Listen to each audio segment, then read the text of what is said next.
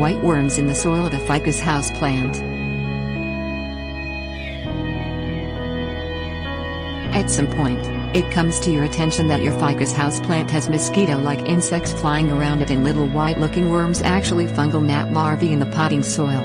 Your first thought may be to immediately throw the plant out, but don't. While these pests can wreak havoc on your indoor plants, fungus gnats can be controlled by cultural, non-chemical and biological methods.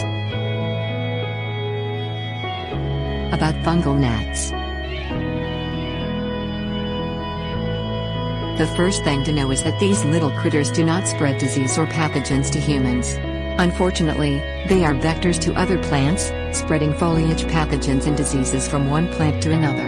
Root rots such as Pythium or Fusarium, or foliage pathogens like Botrytis are a few such diseases gnats spread that can seriously damage or eventually kill off all your beloved houseplants. Life cycle. Fungal gnats have about a 4-week life cycle.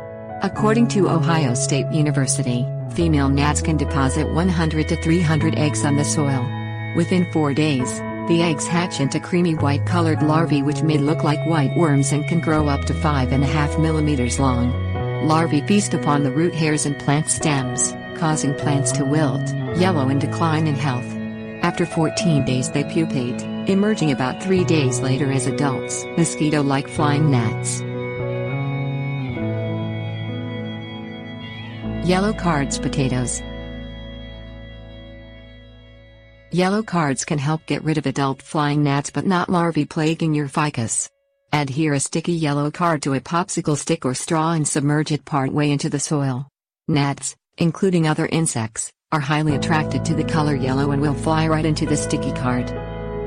Put 1/2-inch squared potato piece on the soil surface to trap larvae.